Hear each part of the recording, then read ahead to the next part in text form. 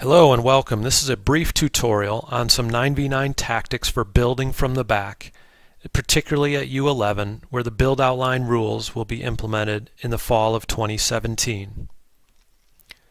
This is based on the US Soccer numbering system for player roles. If you're not familiar with these already, it's a good chance to learn these and to share them with your players so that it's easy to speak a common language in terms of what number would have what role on the field. Building from the back is a main objective of the new build outline rules. It simply means that instead of playing long balls over the top of the opponent, we're trying to play through them with dribbling and short passing in order to advance the ball and keep possession. For coaches in training your players, one place to start would be in starting positions. So in this case, the blue team has earned a goal kick.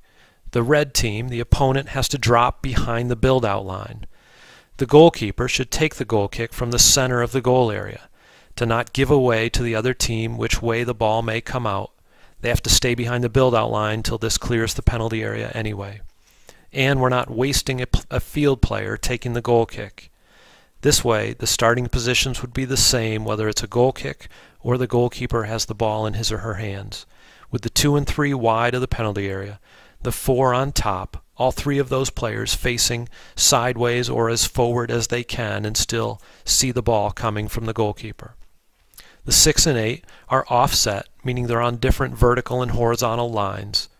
The 7 and 11 are wide, and the 9 stretching the field high.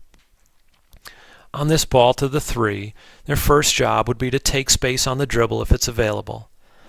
This will likely draw a defender, and other players are looking for passing lanes to give this player options. One great option is to play the ball into the middle. Even if the 6 is under some pressure, if they can ping the ball out to the other side where we have numbers and space. Playing into the center gives a lot of options because we're playing in 360 degrees, so it's not like the other team can pin us to the touchline and make the attack really predictable.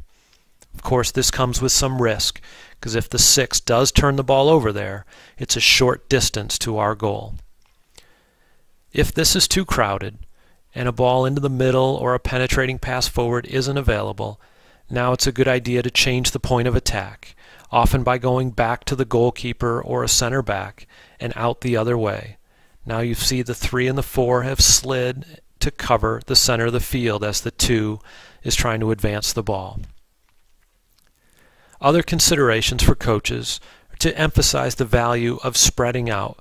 This is easier on the dead ball, on a goal kick, or if the keeper has possession in their hands, that we're creating a big shape to try to create spaces in front of, in between, and behind the opponent.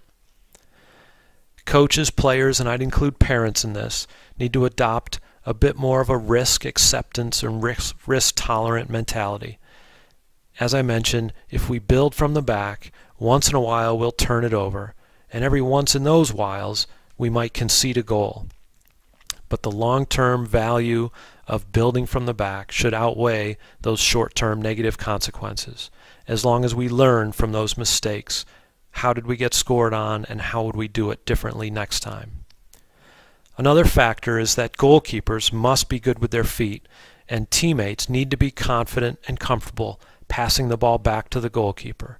The goalkeeper, if not one of the backs, is always an extra player that we can use to outnumber opponents.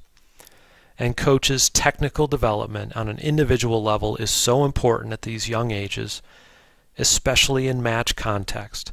That means that a 2 and 3 know how to receive a ball and play a ball in their roles that they find themselves on game day.